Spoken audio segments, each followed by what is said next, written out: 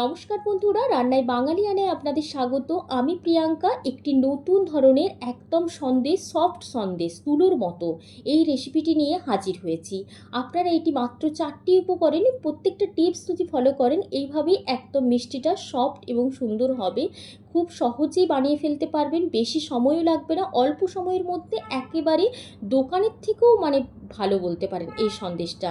আপনার বাড়িতে যে কোনো গেস্ট আসলে এটা আপনারা বানিয়ে চটজলদি দিতে পারবেন। চলুন বন্ধুরা, রেসিপিটা দেখে নেওয়া যাক। প্রথমে আমি এখানে নিয়েছি 1.5 টেবিল চামচ, মানে 1 টেবিল চামচ আর হাফ টেবিল চামচ ময়দা। আর এখানে 1 কাপ জল দিয়ে খুব ভালো করে আমি মিশিয়ে নেব, যাতে কোনো দলা পাকারও না থাকে। সেইভাবে খুব ভালো করে এই ময়দাটা মিশিয়ে নিতে হবে। এইগুলোই হচ্ছে পরপর টিপস, এগুলো আগে তৈরি করে নিতে হবে। এরপরে হচ্ছে আমি নিয়ে নিচ্ছি 1 কাপ জল, একটা মিক্সিং বোলের মধ্যে নিয়ে নিলাম। আর এখানে 1 কাপের 1/4 কাপ বলতে গেলে এখানে ভিনিগার দিয়ে খুব ভালোভাবে এটাও মিশিয়ে নিয়ে এক ধারে রেখে দিচ্ছি। এখানে আমি 2 লিটার দুধ নিয়েছি, বাজারের কেনা লিকুইড দুধ। আপনারা চাইলে গরুর দুধও নিতে পারেন, সেক্ষেত্রে আরও ভালো হবে।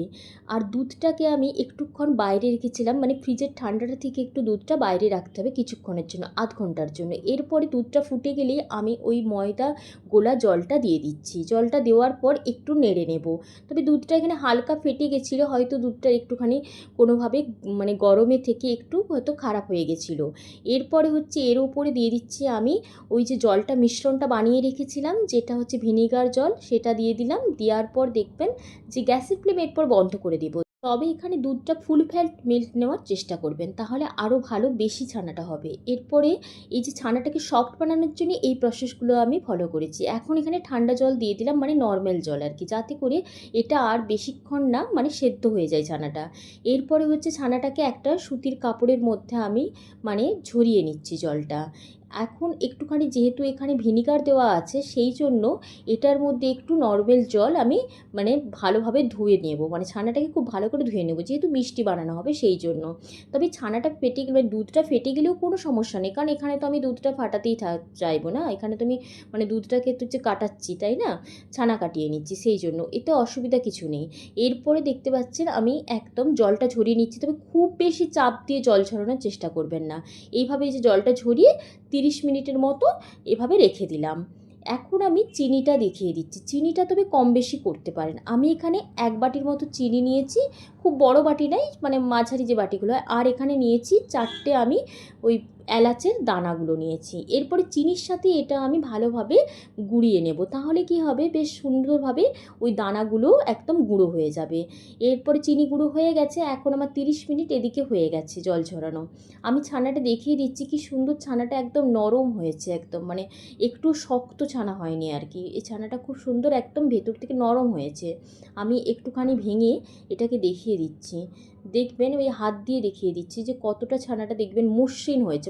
হাত দিলে নরম বলতে কি, হাত দিয়ে যে এইরকমভাবে যে একটুখানি মোলায়েম হয়েছে ছানাটা আর কি, ওইটাই বলতে চাইছি আপনাদেরকে।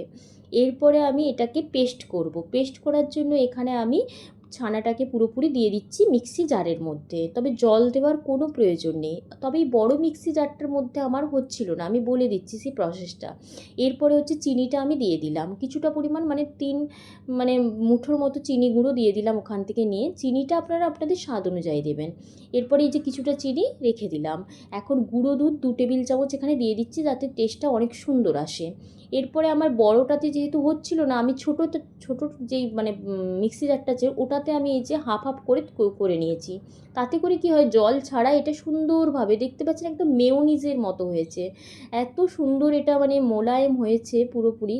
আমি আঙুল দিয়ে আরও একটু ভালো করে দেখিয়ে দিচ্ছি, একদম ক্রিমের মতো হয়েছে। তবে এভাবে মিষ্টিটা জল ছাড়াই বানাতে হবে, মিক্সিতে পেস্ট করতে হবে। এখন আমার পুরোপুরি পেস্ট করা হয়ে গেছে। আমি দুবার, ছোটো জারটা হলে কি হয়, দুবারে করতে হয়, আর বড় জারটা হলে একবারই হয়ে যেত, কিন্তু ওখানে একটুখানি জল মেশাতে হচ্ছিলো, সেই জন্য আমি এটা ছোটো জারে ভাগ করে নিয়েছি। এরপরে এখানে আরেকটা জিনিস দেবো, যেটার জন্য একদম স্বাদটা অন্য মাত্রায় আসবে। এটা হচ্ছে গাজর কুচি, একদম যেরকম যেরকম আমরা কেকের মধ্যে দিই না টুটি ফুটি, সেই টুটি ফুটির মতো কাজ করবে এটা একদম। এইভাবে গাজর কুচি ছোট্ট ছোট্ট করে একদম দানার মতো করে দিয়েছি। দিয়ে এরপরে খুব ভালো করে, যেমন মনে হচ্ছে সেই মেয়োনিজের মধ্যেও যেরকম গাজর দিয়ে মানে তৈরি করা হয়, সেই রকম মানে কোনো কিছু একটা মানে বানানোর জন্য সেই রকমই লাগছে ব্যাপারটাটি পুরো। কিন্তু টেস্টটা এত গুণ বেড়ে যাবে যখনই এটা ভালোভাবে মানে মিষ্টিটা তৈরি হয়ে যাবে, মুখে যখনই দানা দানাগুলো পড়বে না, খুব ভালো লাগবে খেতে। এটা মানে বানালেই বুঝতে পারবেন। এখন আমার পুরোপুরি রেডি হয়ে গেছে। এরপর আমি একটা ফয়েল পেপার নিয়েছি, একটু ঘি ব্রাশ করে নিয়েছি। তবে আপনারা চাইলে এরকম স্টিলের মানে পাত্রও নিতে পারেন, এরকম গোল স্টিলের পাত্রও নিতে, কোনো সমস্যা নেই সেক্ষেত্রে। আমার কাছে ফয়েল পেপারটা ছিল বলেই আমি ফয়েল পেপারে করছি। ফয়েল পেপারের মধ্যে আমি একবারে পুরোটাই দিয়ে দিচ্ছি। পুরোটা দিয়ে দেওয়ার পর ফয়েল পেপারটা বেশ ভালো করে একটু মানে ধারগুলোকে ভালো করে শক্ত করে একটুখানি, যাতে শক্ত থাকে, না হলে তো একটুখানি মানে এদিক ওদিক একটুখানি নড়ছিল, সেই জন্য। এরপরে এগুলোকে একটু মানে এভাবে ঝাঁকিয়ে নেবেন। তাহলে কী হবে, ঝাঁকিয়ে নিলে ভেতরের যে বাতাসটা আছে ওটা বেরিয়ে যাবে। এরপরে ভালো করে আমি একদম ধরার জন্য চারধারটাকে একটুখানি চিপে নিচ্ছি। এইভাবে যদি বানান মিষ্টিটা, না মিষ্টিটা বানালেই বুঝতে পারবেন যে কোনো স্পেশাল যদি ওকেশনও থাকে তাহলেও আপনারা এটা একদম মানে কোনো মানে ভয় নেই মিষ্টিটা বানাতে গেলে। এরপরে ওপর থেকে আমি দিয়ে দিচ্ছি গাজরকে স্লাইস করে সরু সরু করে কেটেছি, দিয়ে দিয়েছি। আপনারা চাইলে এখানে জাফরানও দিতে পারেন। জাফরান দিলেও বেশ ভালো সেন্টও হয়, কালারও সুন্দর হয়, অসুবিধা নেই। আপনারা যেটা পছন্দ সেটাই দিতে পারেন। এরপরে হচ্ছে একটা ডেকচির মধ্যে জল গরম করতে দিচ্ছি, ওপরে একটা ছিদ্রযুক্ত পাত্র দিয়ে তার ওপরে এটা দিয়ে দিলাম। দেওয়ার পর এরপরে আমি ঢাকা দিয়ে দেবো। ঢাকাটা দিয়ে দেবো কি ফয়েল পেপারেও ঢাকা দিতে পারেন। ফয়েল পেপার না থাকলে সেক্ষেত্রে এইভাবে একটা সুতির কাপড় মুখের ঢাকনাটার উপরে জড়িয়ে, যেরকম আমরা সে বিরিয়ানিতে দিই সেভাবে দিয়ে ঢাকা দিয়ে এটা 20 মিনিটের মতো মিডিয়াম ফ্লেমে এটা মানে সেদ্ধ করে নিলেই হবে। সেদ্ধ করে নিলেই দেখবেন যে একদম রেডি। একটা আমি ছুরি দিয়ে দেখিয়ে দিচ্ছি যে পুরোটা কীভাবে মানে ভেতর পর্যন্ত একদম পুরোপুরি সেদ্ধ হয়ে গেছে মিষ্টিটা। এই যে একটা ছুরি দিয়ে একদম ছুরিটা যাবে আবার বেরিয়ে আসবে, একটুও দেখছেন কোনো কিছু লেগে নেই গায়ে।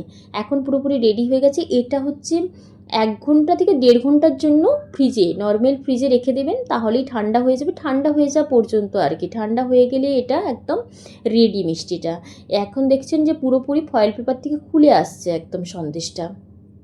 এই সন্দেশটা বানালে মানে বাচ্চা বড় মানে মাঝারি বয়সী যারা আছেন তারাও বানাতে পারবেন।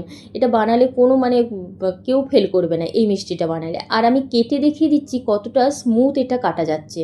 দেখতে পাচ্ছেন কত সুন্দর একদম স্লাইস করে কাটা হয়ে যাচ্ছে। তবে এটা 1 লিটার দুধেরও বানাতে পারেন, 2 লিটার দুধের বানাতে হবে তেমনটা নয়। আপনাদের মানে যতটা দুধ ইচ্ছে আছে ততটা দুধেরই বানাতে পারেন, কোনো সমস্যা নেই। এরপরে হচ্ছে দেখতে পাচ্ছেন যে গাগুলো দেখিয়ে দিচ্ছি কতটা সুন্দর হয়েছে, সফট হয়েছে মিষ্টিটা। বন্ধুরা, রেসিপিটি যদি আপনাদের ভালো লেগে থাকে তাহলে কিন্তু লাইক করে জানাবেন, আর কমেন্ট করতে ভুলবেন না। কমেন্ট করে অতি অবশ্যই জানাবেন যে আপনাদের রেসিপিটা কেমন লেগেছে। আর চ্যানেলটি সাবস্ক্রাইব করে দেওয়ার অনুরোধ রইল। চ্যানেলটিকে সাবস্ক্রাইব করে দেওয়ার পর পাশে থাকা বেল আইকন প্রেস করে দেবেন। ধন্যবাদ বন্ধুরা, ভালো থাকবেন, সুস্থ থাকবেন।